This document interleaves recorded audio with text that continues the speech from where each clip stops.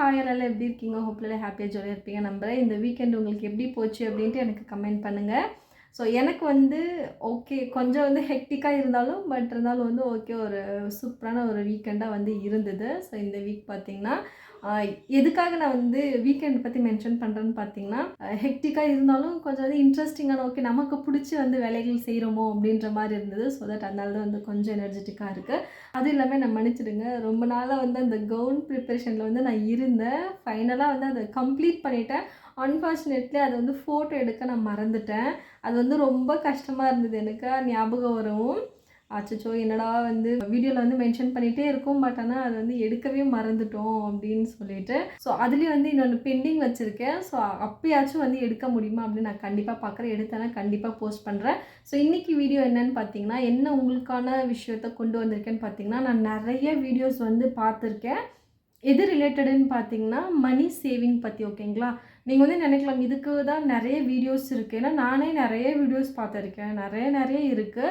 But இருந்தாலும் நானும் இந்த வீடியோ போடுறதுக்கு எனக்கு விருப்பம் இல்லை. பட் ஸ்டில் இதை ஆட் பண்ணணும் அப்படின்னு நான் நினைக்கிறேன். எதுக்காக அப்படின்னா, நம்மள நிறைய பேர் இதுக்கு இம்பார்ட்டன்ஸ் கொடுக்கறதில்ல.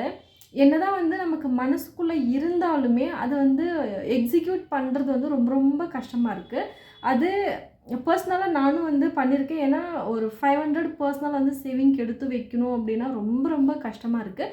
நம்ம எவ்வளோ தான் ஏர்ன் பண்ணாலுமே சேவிங்குன்றது ரொம்ப இம்பார்ட்டண்ட்டு. அதுலேயும் நமக்கு நிறைய டிவிஷன் இருக்குது. ஓகேங்களா, ஸோ சேவிங்குக்கு அப்படின்னு சொல்லிகிட்டே நிறைய விஷயங்கள் இருக்குது. பட் ஆனால் அதில் எது பர்டிகுலராக கரெக்டான விஷயம், நமக்கு எந்த ஒரு பிரச்சனையும் இல்லாமல் ஓகே நமக்கு ஏற்ற மாதிரி, அதாவது ஒரு சின்ன அமௌண்ட் நம்ம சேவ் பண்ணணும் அப்படின்னாலும் அதுக்கான ஒரு பெஸ்ட்டு வழி என்ன அப்படின்ற எல்லா விஷயத்தையும் நம்ம கன்சிடர் பண்ணி தான் நம்ம பண்ணணும்.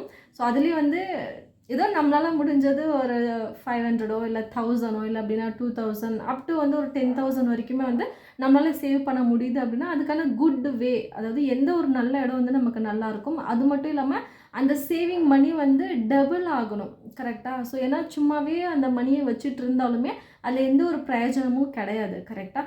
ஸோ நம்ம சேவ் பண்ணுற மணி டபுளும் ஆகணும். அட்லீஸ்ட் ஒரு இயர்லி ஒன்ஸ் ஆச்சும் ஒரு குட் பர்சன்டேஜ் ஒரு இன்ட்ரெஸ்ட் போட்டு நமக்கு அது அந்த மணி க்ரோ ஆகணும். அதுதான் சேவிங். கரெக்டாக? ஸோ இந்த ஒரு விஷயத்த உங்ககிட்ட சேர்க்கணும் அப்படின்னு நினச்சேன். நான் லாஸ்ட் 2 இயர்ஸாக இந்த மணி சேவிங் பற்றி நிறையவே நான் சர்ச் பண்ணினேன். ஸோ அதில் நான் குட்டாக ஓகே எல்லாருமே ட்ரஸ்ட் பண்ணுறது.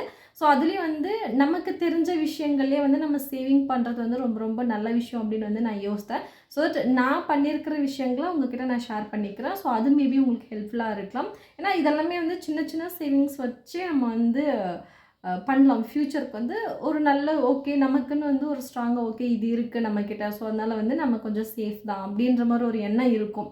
ஓகே, ஒரு சாட்டிஸ்ஃபேக்ஷன் இருக்கும். கரெக்டாக? ஸோ அதுக்காக தான் சொல்கிறேன். ஸோ பார்த்திங்கன்னா நான் வச்சுருக்கிற சேவிங்ஸ் பார்த்திங்கன்னா மியூச்சுவல் ஃபண்ட் வச்சுருக்கேன்.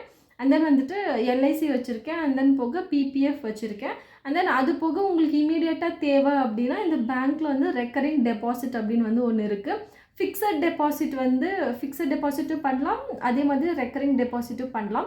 ஸோ ஃபிக்ஸட் டெபாசிட் பார்த்திங்க அப்படின்னா நான் கேள்விப்பட்ட வரைக்குமே ரேட் ஆஃப் இன்ட்ரெஸ்ட் ரொம்ப கம்மி. ஓகேங்களா, ஸோ அதுக்கு நீங்கள் ரெக்கரிங் டெபாசிட் பண்ணிக்கோங்க. அப்போ உங்களுக்கு தேவைப்படும் போது, அதாவது அர்ஜென்ட்டான மணி, ஒருவேளை நீங்கள் யாருக்காச்சும் ஃபீஸ் பே பண்ணணும் அப்படின்ற ஒரு சுச்சுவேஷனில் இருக்கீங்க அப்படின்னா, ஸோ அந்த டைமில் நீங்கள் கிட்ஸ்க்கோ இல்லை அப்படின்னா காலேஜுக்கோ நீங்கள் ஃபீஸ் கட்டுற மாதிரி ஒரு சுச்சுவேஷனில் இருக்கீங்க அப்படின்னா, ஸோ அது உங்களுக்கு ரெக்கரிங் டெபாசிட் உங்களுக்கு ஹெல்ப்ஃபுல்லாக இருக்கும். ஸோ தட் இதை நீங்கள் யூஸ் பண்ணி பாருங்கள். மேபி நீங்கள் ஆல்ரெடி அதை வச்சுருக்கலாம், மேபி நான் லேட்டாக உங்களுக்கு சொல்லலாம்.